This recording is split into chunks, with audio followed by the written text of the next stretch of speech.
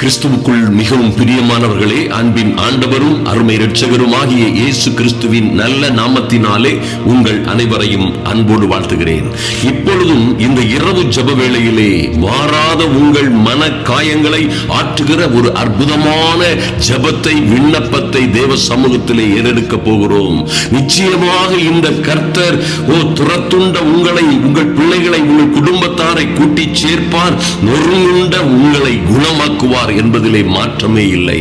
என் அன்பு சகோதர சகோதரிகளே, இந்த கர்த்தர் நிச்சயமாய் துரத்துண்டு போனவர்களை, சிறைப்பிடிக்கப்பட்டு கொண்டு போகப்பட்டவர்களை, அது ஒருவேளை உங்கள் பிள்ளைகள் எங்கோ சிறையிருப்புக்காக கொண்டு போகப்பட்டது போல் கொண்டு போகப்பட்டிருக்கலாம், அல்லது நீங்கள் பிடிக்கப்பட்டிருக்கலாம், எங்கோ நீங்கள் அடைபட்டிருக்கலாம், அல்லது எங்கோ அடைபட்டு கொண்டிருந்து அங்கே ஏக்கத்தோடும் கண்ணீரோடும் கதறலோடும் தேவ சமூகத்தை நோக்கி பார்த்து கொண்டிருக்கலாம்.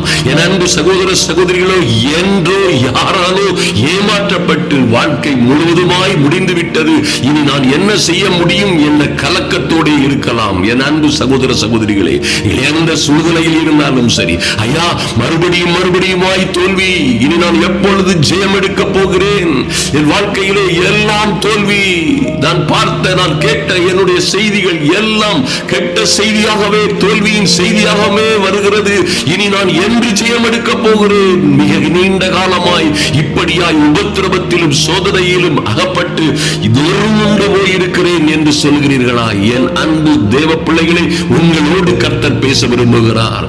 நான் கடையனாய், எல்லோராலும் தூக்கி வீசப்பட்டவனாய், அல்லது துடைத்து எரிய போட்ட கந்தையை போல் வாழ்ந்து கொண்டிருக்கிறேன், எரியப்பட்டவனாய் அல்லது எரியப்பட்டவனாய் வாழ்ந்து கொண்டிருக்கிறேன் என்று சொல்கிறீர்களா? உங்களோடு கர்த்தர் பேசுகிறார். என் அன்பு சகோதர சகோதரிகளே, நிச்சயமாய் இந்த கர்த்தர் நல்லவர்.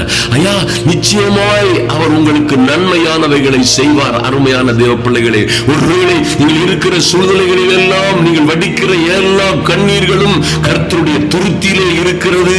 அவர் அதிலே அதை சேமித்து வைத்திருக்கிறார் என்பதை மறந்து விடாதிருங்கள். உங்கள் வாழ்க்கையிலே எத்தனை குழப்பங்கள், ஆபத்துகள், துன்பங்களிலே இருந்தாலும் சரி, எல்லாம் அவருடைய கணக்கிலே இருக்கிறது. ஓ மைட்டி காட், வருத்தப்பட்டு பாரம் சுமக்கிறவர்களே, நீங்கள் எல்லோரும் அப்படியே சுமந்து கொண்டிருக்க வேண்டாம். நீங்கள் என் பட்சமாய் வாருங்கள், நான் உங்களுக்கு இளைப்பாறுதல், உங்கள் எல்லா வருத்தங்கள், வேதனைகள், உபத்திரவங்கள், கஷ்டங்கள், துன்பங்கள், தத்தளிப்புகள் எல்லாவற்றிலும் இருந்து உங்களுக்கு இளைப்பாறுதல் தருவேன் என்று சொன்னவர் நிச்சயமாய். என் அன்பு சகோதர சகோதரிகளே, சங்கீதம் 34:17 சொல்லப்பட்டபடி நீதிமான்கள் கூப்பிடும் பொழுது கர்த்தர் கேட்டு அவர்களை அவர்களுடைய எல்லா உபத்திரவங்களுக்கும் நீங்களாக்கி விடுகிறார். மைட்டி காட், எத்தனை அற்புதமான காரியம் பாருங்கள். என் அன்பு சகோதர சகோதரிகளே, அடிக்கப்பட்ட ஆட்டுக்குட்டியின் இரத்தத்தினால் கழுவப்பட்ட நீங்கள் இந்த அதிகாலை ஜெப வேளையிலும், இந்த இரவு ஜெப வேளையிலும் தேவ சமூகத்திலே சில வேளை நடு ஜாமங்களிலும் இருந்து தேவ சமூகத்தை கண்ணீரோடும் கதறலோடும் நோக்கி பார்க்கிற அன்பு தேவ பிள்ளையே, என் அன்பு சகோதரனே சகோதரியே, நிச்சயமாய் நீங்கள் கூப்பிடும் பொழுது கர்த்தர் அதை கேட்பார். நிச்சயமாய் உங்களை உங்களுடைய எல்லா உபத்திரவங்களுக்கும் நீங்களாக்கி விடுவிக்கிறார். அல்லேலூயா. இதில் 18 சொல்லப்பட்டிருக்கிறது, நொறுங்குண்ட இருதயம் உள்ளவர்களுக்கு கர்த்தர் சமீபமாயிருந்து, ஐயோ எங்கோ இருக்கிறார், கர்த்தர் இருக்கிறாரா இல்லையா, என்னுடைய பாடுகள் எல்லாம் அவருக்கு தெரியுமா தெரியாதா, அந்த நல்ல தகப்பன், சகல ஆறுதலின் தேவன் என்று சொல்லப்பட்ட என் பரலோக பிதா இதையெல்லாம் பார்த்து கொண்டுதான் இருக்கிறாரா? ஐயா, எனக்கு இருக்கிற வேதனைகள், கஷ்டங்கள், துன்பங்கள், உபத்திரவங்கள், கடன்கள், தோல்விகள், அவமானங்கள் எல்லாவற்றையும் என் சமீபமாய் இருந்து பார்த்து கொண்டிருக்கிறாரா என்று நீங்கள் கேட்கலாம். என் அன்பு சகோதர சகோதரிகளே, கர்த்தருடைய வார்த்தை சொல்கிறது, நொறுங்குண்ட இருதயம் உள்ளவர்களுக்கு கர்த்தர் சமீபமாய் இருந்து நறுங்குண்ட ஆவி உள்ளவர்களை ரட்சிக்கிறார். மைட்டி காட், எத்தனை அற்புதமான காரியம் பாருங்கள். அல்லேலூயா.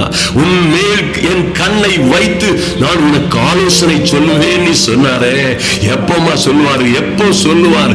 எப்பொழுது அவர் சொல்ல ஆயத்தமாக இருக்கிறார்? நீங்கள் நொறுங்குண்டு போய் நொறுங்குண்ட இருதயத்தோடு ஆவி உள்ளவர்களாய் நொந்து நொடுங்கி போயிருக்கிற உங்களோடு அவர் நிச்சயமாய் நீங்காத நேசராய் கூட இருப்பார். யார் உங்களை கைவிட்டாலும் சரி, எத்தனை பேர் உங்களை தூக்கி எறிந்துவிட்டு போய்விட்டாலும் சரி, ஒருவேளை உங்கள் பிள்ளைகளும் கணவரும் கூட, அல்லது நீங்கள் நம்பி இருந்தவர்கள் எல்லாம் உங்களை நட்டாற்றில் விட்டு நடுத்தருவில விட்டுவிட்டு போயிருந்தாலும் சரி, என் அன்பு சகோதர சகோதரிகளை, நிச்சயமாய் நொறுங்குண்ட இருதயம் உள்ளவர்களுக்கு கர்த்தர் சமீபமாக இருக்கிறார். நறுங்குண்ட ஆவி உள்ளவர்களை ரட்சிக்கிறார், விடுவிக்கிறார், ஆதரிக்கிறார், அவர்களை ஆறுதல் படுத்தி அவர்களை பலப்படுத்தி உயர்த்துவார். அதிலே மாற்றமே இல்லை. 19ஆம் வசனம் சொல்கிறது, நீதிமான்களுக்கு வரும் துன்பங்கள் அநேகமாயிருக்கும். கேட்டீங்களே, ஐயா எனக்கு மட்டும் ஏன் இத்தனை துன்பங்கள், இத்தனை பாடுகள்? மற்றவர்கள் எல்லாம் சந்தோஷமாய் சமாதானமாய் இருப்பதை போல் தெரிகிறது. நான் மட்டும் ஏன் இத்தனை துன்பங்களிலும் அவஸ்தைகளிலும் வேதனைகளிலும் அகப்பட்டிருக்கிறேன் என்று கேட்டீர்களே. கர்த்தர் சொல்லுகிறார், நீதிமான்களுக்கு, என் பிள்ளைகளுக்கு வரும் துன்பங்கள் அநேகமாயிருக்கும். அநேகமாயிருக்கும் துன்பங்களும் உபத்திரவங்களும் பாடுகளும். ஆனால் கர்த்தரோ அவைகள் எல்லாவற்றிலும் நின்று அவர்களை விடுவிப்பார். ஓ மைட்டி காட், அவைகள் எல்லாவற்றிலும் இருந்து என் அன்பு சகோதர சகோதரிகளே, எல்லா துன்பங்கள் உபத்திரவங்கள் எத்தனை அநேகமாயிரமாயிருந்தாலும் அவைகள் எல்லாவற்றிலும் இருந்து விடுவிக்கப்படுவீர்கள். விடுவிக்கப்பட்டு கர்த்தரே உங்களை விடுவித்து ஆபத்து காலத்தில் அவரே உங்களோட இருந்து உங்களுக்கு செவி கொடுத்து உங்களுக்கு உத்தரவு கொடுத்து ஆபத்தில் அவரே உங்களோட கூட இருந்து உங்களை விடுவிக்கிறது மாத்திரமல்ல, உங்களை விடுவித்து கனப்படுத்துவார் என்று நம்புங்கள். ஓ மைட்டி காட், தேவனுக்கு ஏற்கும் பலிகள் எல்லாம் நொறுங்குண்ட ஆவிதானே அன்பு சகோதரியே. தேவ சமூகத்திலே இருந்து நொறுங்குண்ட ஆவியோடே கதறலோடும் கண்ணீரோடும் அவரை நோக்கி பார்க்கிறீர்களே, இந்த பலிகள் எல்லாம் வீணாய் போவதில்லை. நொறுங்குண்டதும் நறுங்குண்டதுமான இருதயத்தை அவர் புறக்கணியார். அருமையான தேவ பிள்ளைகளே, ஒருவேளை குடும்பத்தில் பார்க்கிறவர்களுக்கு கேட்கிறவர்களுக்கு அது அசிங்கமாக தோன்றலாம். ஒருவேளை நாம் ஆபத்திலும் கஷ்டத்திலும் கவலையிலும் கண்ணீரிலும் இருந்து புலம்புகிற வார்த்தைகள் எல்லாம் யாருக்கு வேண்டுமானாலும் அது ஒருவேளை அசிங்கமும் அருவருப்புமாக இருக்கலாம். ஆனால் கர்த்தரோ நொறுங்குண்டதும் நறுங்குண்டதுமான இருதயத்தை அவர் புறக்கணியார் என்று சொல்லப்பட்டிருக்கிறதே. தேவனுக்கு ஏற்கும் பலிகள் எல்லாம் நொறுங்குண்ட ஆவிதான். ஓ மைட்டி காட், கர்த்தர் எருசலேமை கட்டுகிறார். என் அன்பு சகோதர சகோதரிகளை, உடைக்கப்பட்ட நொறுக்கப்பட்ட நசுக்கப்பட்ட எருசலேம் ஆகிய உங்களை உங்கள் குடும்பத்தையும் அவர் கட்டுகிறார். துரத்துண்ட இஸ்ரவேலை கூட்டி சேர்க்கிறார். மைட்டி காட், துரத்துண்ட நீங்கள் எங்கே கிடந்தாலும் சரி, உங்கள் பிள்ளைகளும் நீங்களும் எங்கே தூரமாய் துரத்தப்பட்டிருந்தாலும் சரி, ஒருவேளை அவர்கள் சிதறடிக்கப்பட்டிருந்தாலும், என்ன கஷ்டங்கள் துன்பங்கள் ஆபத்துகளே சிறையிருப்புகளிலே அகப்பட்டு துரத்தப்பட்டிருந்தாலும் சரி, கர்த்தர் நிச்சயமாய் துரத்துண்ட இஸ்ரவேலை கூட்டி சேர்ப்பார். அவர் கர்த்தர் எருசலேமை கட்டுவார் என்று விசுவாசியுங்கள். இருதயம் நொறுங்குண்டவர்களை குணமாக்குகிறார். அருமையான தேவ பிள்ளைகளே, இருதயம் நொறுங்குண்ட உங்களை நிச்சயமாய் குணமாக்குவதோடு உங்கள் காயங்களை கட்டுகிறார் என்று 147:3 சொல்லப்பட்டிருக்கிறது. நிச்சயமாய் கர்த்தர் அப்படியாய் ஒரு நல்ல தெய்வத்தை ஆராதிக்கிறோம். அவர் நிச்சயமாய் உங்களை ஆசீர்வதித்து இந்த எல்லா பிரச்சனைகளிலும் இருந்து விடுவித்து உங்களை நல்ல விசேஷமான சாட்சியாய் எழுப்புவார். எரேமியா 8:21-22 நீங்கள் வாசித்து பார்த்தீர்களே, ஆனால் நிச்சயமாய் அற்புதமாய் சொல்லப்பட்ட ஒரு காரியம் இருக்கிறது. அதற்கு முன்பாக 30:17 பார்ப்போம். அவர்கள் உன்னை விசாரிப்பட்ட சீயோன் என்று சொல்லி, நீங்கள் இருக்கிற நிலைமையை பார்த்து, நீங்கள் இருக்கிற சங்கடத்தை பார்த்து, நீங்கள் இருக்கிற பரிதாபமான சூழ்நிலையை பார்த்து, ஒருவேளை உங்களை விசாரிப்பட்ட சீயோன் என்று சொல்லி, இவளை விசாரிக்க யாருமே இல்லை, சகோதரர்கள் இல்லை, சகோதரிகள் இல்லை, நம்பி இருந்த ஒருவேளை கணவனும் இல்லை என்ற சூழ்நிலையிலே இருக்கலாம்.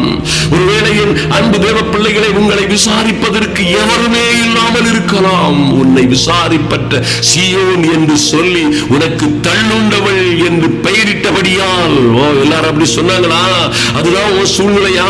என் அன்பு சகோதரியே, ஒருவேளை நீ அப்படியே நிற்கதியாய் நிற்பது போல் நின்றாயோ, நின்று கொண்டிருக்கிறாயோ, நான் உனக்கு ஆரோக்கியம் வரப்பண்ணி உன் காயங்களை ஆற்றுவேன் என்று சர்வ வல்லமை உள்ள தேவன் சொல்லுகிறார். நான் உனக்கு ஆரோக்கியம் வரப்பண்ணி. mighty God, என்ன ஆரோக்கியா? சரீரத்தில், இருதயத்தில் பட்ட அடி காயங்களுக்கும் ஆரோக்கியம் மாத்திரமல்ல, பண விஷயங்கள், வேலை விஷயங்கள், கஷ்டங்கள், அவமானங்கள் எல்லாவற்றிலும் நான் உனக்கு ஆரோக்கியம் வரப்பண்ணி உன் காயங்களை ஆற்றுவேன். சொல்றது யாரையா? சர்வ வல்லமை உள்ள தேவன் சொல்லுகிறார். அருமையான தேவ பிள்ளைகளே, என் ஜனமாகிய குமாரத்தியின் காயங்களினால் நானும் காயம்பட்டேன். ஐயா, சொல்றது யாரு? உங்களை தேற்றரவு செய்கிற தேற்றவாளன் சொல்லுகிறார். என் ஜனமாகிய குமாரத்தியின் காயங்களினால் நானும் காயம்பட்டேன், கரை கருத்திருக்கிறேன். என் அன்பு சகோதரனை, சகோதரியே, நீங்கள் மாத்திரம் கரி கருத்திருக்கவில்லை, நீங்கள் மாத்திரம் காயம்படவில்லை. உங்கள் காயங்களினால் அவரும் காயப்பட்டிருக்கிறார். அவரும் கரி கருத்திருக்கிறார். திகைப்பு உங்களை மாத்திரம் உங்கள் நேசரையும் பிடித்திருக்கிறது என்பதை மறந்து விடாதிருங்கள். எத்தனை அற்புதமான தேவ வார்த்தைகள்! அன்பான தேவ பிள்ளைகளே, கர்த்தர் என்ற அன்பு என் சகோதர சகோதரிகளோடு திட்டமாய் பேசுகிறார். கிளையாத்திலே பிசின் தைலம் இல்லையோ, ரணவைத்தியனும் அங்கே இல்லையோ, பின்னை ஏன் என் ஜனமாகிய குமாரத்தி சொஸ்தமடையாமல் போனாள்? குளோரி! ஐயா, அங்க பிசின் தைலம் இல்லையா? இயேசுவின் ரத்தம் இல்லையா? அந்த பவர் இல்லையா? பரிசுத்தாவியின் அபிஷேகம் இல்லையா? ரண வைத்தியனும் அங்கே இல்லையோ? கண்டித்து கடிந்து கொண்டு புத்தி சொல்லுகிற ஒரு நல்ல மேய்ப்பர்கள் இல்லையோ? பின்னையேன் என் ஜனமாகிய குமாரத்தி இன்னும் சொஸ்தமடையாமற் போனாள் என்று கேட்கிற ஆண்டவர், அவரே உங்கள் பரிகாரியாக இருக்கிறார். என் அன்பு தேவ பிள்ளைகளே, ஒருவேளை இந்த உலக பிரகாரமான மருந்துகளும் ஔஷதங்களும் உங்களுக்கு வேலை செய்யாமல் இருக்கலாம். உங்கள் காயங்களுக்கு மருந்தாய் இல்லாமல் இருக்கலாம். காயம் கிட்ட உங்களுக்கு நபர் யாரும் இல்லாமல் இருக்கலாம். தேற்றரவு செய்ய எவருமே இல்லாமல் இருக்கலாம். ஒருவேளை நீங்கள் காயப்பட்டு கரிக்கருத்து திகைப்பு உங்களை பிடித்துக் கொண்டிருக்கலாம். நிச்சயமாய் அவருடைய இரத்தமாகிய கிளையாத்தின் பிசின் தைலம் இப்பொழுதே உங்களை பரிசுத்தமாக்குவதோடு உங்களை நிச்சயமாய் எல்லா பலகீனங்களை, கட்டுகளில் இருந்து, எல்லா வியாதிகளும் இருந்து உங்களுக்கு ஆரோக்கியத்தையும் ஐஸ்வர்யத்தையும் கொடுக்கும். அவரை நோக்கி பார்ப்போம். அவரை நோக்கி பார்த்த முகங்கள் ஒன்றும் வெட்கப்பட்டே போனதில்லை.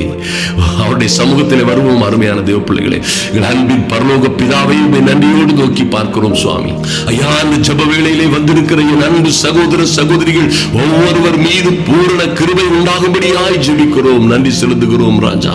ஐயா, விசாரிப்பற்ற சீயோன், விசாரிப்பதற்கு யாருமே இல்லை, ஆதரவு செய்வதற்கு யாருமே இல்லை, நம்பினவர்கள் எவரும் கூடவில்லை, உயிரோடும் இல்லை, ஆதரிப்பதற்கு எவரும் சமீபத்தில் இல்லை, தேற்றரவு செய்வார் எவருமே இல்லை என்று சொல்லி தள்ளுண்டவள் என்ற பெயரோடும், ஐயா, தள்ளப்பட்டவள், ஒதுக்கப்பட்டவள், கைவிடப்பட்டவள் என்ற பெயரோடு வாழ்ந்து கொண்டிருக்கிற என் அன்பு சகோதர சகோதரிகளோடு ஐயா, உம்முடைய பரிபூரண கிருபை இறங்கி வரும்படியாய் ஜெபிக்கிறோம். நன்றி செலுத்துகிறோம் ராஜா.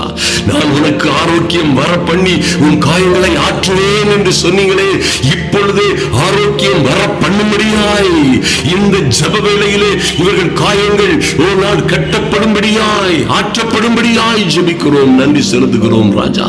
கிளையாத்தின் பிசின் தைலமாய் உம்முடைய பரிசுத்த இரத்தம், ஐயா, நன்றி செலுத்துகிறோம் ராஜா. நன்றியோடு உம்மை துதிக்கிறோம். அற்புதங்களை, அடையாளங்களை செய்கிற பரிசுத்த ஆவியின் வல்லமை இறங்கி வரும்படியாய், உம்முடைய குமாரத்திகளும் குமாரர்களும் சொஸ்தமடையும்படியாய் என் தேவனாகி கர்த்தருடைய அனுக்கிரகம் இறங்கி வரட்டும் ராஜா. நீதிமான்கள் கூப்பிடும் பொழுது, ஐயா, உடைய பிள்ளைகள் கூப்பிடும் பொழுது நீர் அதை கேட்டு அவர்களுடைய எல்லா உபத்திரவங்களுக்கும் நீங்களாக்கி விடுவீர் என்று நம்பிக்கையோடு நொறுங்குண்ட இருதயம் உள்ளவர்களாய், நறுங்குண்ட ஆவி உள்ளவர்களாய் உம்முடைய சமூகத்தில் வந்திருக்கிற பிள்ளைகளை கர்த்தர் தொடும்படியாய், கர்த்தருடைய ஆவியானுடைய அனுக்கிரகம் தொடும்படியாய், கர்த்தருடைய அனுக்கிரகம் தொடும்படியாய், சூழ்நிலைகளை மாற்றும்படியாய், ஐயா, இவர்களுக்கு இருக்கிற எல்லா பண நெருக்கடிகள், கஷ்டங்கள், துன்பங்கள், உபத்திரவங்கள் எல்லாவற்றிலும் இருந்து என் தேவனாகி கர்த்தர் இன்று ஒரு ஆறுதலை கட்டளையிடும்படியாய் ஜெபிக்கிறோம். இன்றே இரட்சணிய நாள், இன்றே விடுதலையின் நாள். ஐயா, இந்த இரவு ஒரு அற்புதமான இரவாய் மாறும்படியாய் ஜெபிக்கிறோம். நன்றி செலுத்துகிறோம் ராஜா. தூங்க முடியாமலும் சாப்பிட முடியாமலும் ஐயா நிம்மதியாய் இருக்க முடியாமலும் நாளை என்ன நடக்குமோ, அல்லது நாளை யார் வந்து என்னை துன்பப்படுத்த போகிறார்களோ, நாளை வருகிற செய்திகள் என்னை எப்படியாய் கலங்கடிக்க போகிறதோ, இன்று என்னாலே தூங்க முடியவில்லையே என்று கதறிக்கொண்டிருக்கிற உம்முடைய பிள்ளைகளுக்கு நல்ல ஆறுதலின் தூக்கத்தை ஐயா, ஆறுதலின் நித்திரையை கொடுப்பீராக ராஜா. நன்றி செலுத்துகிறோம், நன்றி செலுத்துகிறோம் சுவாமி. கர்த்தர் எருசலேமை கட்டுகிறார் என்று வாசிக்கிறோமே. கர்த்தாவே, இவர்களும் இவருடைய பிள்ளைகளும் குடும்பமும் சொந்த வாழ்க்கையும் கட்டப்படும்படியாய் நன்றி செலுத்துகிறோம். துரத்துண்டவர்களை கூட்டி சேர்க்கிற மகிமை கடந்து செல்லட்டும். துரத்துண்டு போன இவர்கள் பிள்ளைகள், குடும்ப உறுப்பினர்கள், கணவனோ மனைவியோ கடந்து வரும்படியாய் இஸ்ரவேலை கூட்டி சேர்க்கிறவரே, உடைய கரத்திலே ஒப்புக் கொடுக்கிறோம் ராஜா. நன்றி செலுத்துகிறோம். கர்த்தர் அப்படியாய் செய்யும்படியாய் ஆறுதலின் தெய்வமாய், சகல ஆறுதலின் தெய்வமாய் இருந்து இவர்கள் ஒவ்வொருவருடைய கண்ணீரையும் கவலையையும் போக்குகிற நல்ல தெய்வமாய் கூட இருப்பீராக, நடத்துகிறீராக. நன்றி செலுத்துகிறோம் சுவாமி. உடைய கிருபை கூட இருக்கும்படியாய் என் தெய்வமே, இருதயம் நொறுண்டவர்களாய் காணப்படுகிறவர்களை குணமாக்கவும், அவருடைய காயங்களை கட்டவும் கர்த்தருடைய கரம் நீட்டப்படுகிறபடியினால் நன்றி செலுத்துகிறோம். இன்று ஒரு அற்புதம் நடக்கட்டும், இன்று ஒரு ஆச்சரியமான காரியம் நடக்கட்டும். உடைய பிள்ளைகளை நல்ல சாட்சியாய், மகிமை உள்ள சாட்சியாய், அநேகருக்கு மத்தியிலே ஜீவனுள்ள உயர்வும் உன்னதமான சாட்சியாய் இவர்களையும் இவர்கள் பிள்ளைகளையும் நீர் உயர்த்தும்படியாய் உடைய சமூகத்தில் ஒப்புக் கொடுக்கிறோம். கர்த்தர் பெரிய காரியங்களை செய்யுங்க, பாதுகாத்துக் கொள்ளுங்க.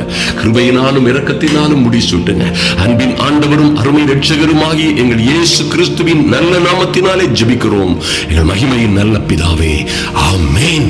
என் அன்பு சகோதர சகோதரிகளை, நிச்சயமாய் பாருங்க, நீங்க காயம்பட்டது மாத்திரமல்ல, நீங்க கரிகரித்து இருக்கிறது மாத்திரமல்ல, திகைப்போடு இருக்கிறது நீங்கள் மாத்திரமல்ல, உங்கள் ஆத்தும நேசரும் உங்களுக்காக பரிதவிக்கிறவர், ஆபத்து காலத்தில் உங்களோட இருக்கிறவர்கள், இவங்க எல்லா பிரச்சனைகளிலும் இருந்து நிச்சயமாய் உங்களை விடுவித்து மைட்டி காட் உயர்த்தி உன்னதங்களிலே உட்கார வைப்பார். பார்க்கிறவர்கள், காண்கிறவர்கள் எல்லோருக்கும் அது பயங்கரமாய் இருக்கும் என்பதிலே மாற்றமில்லை.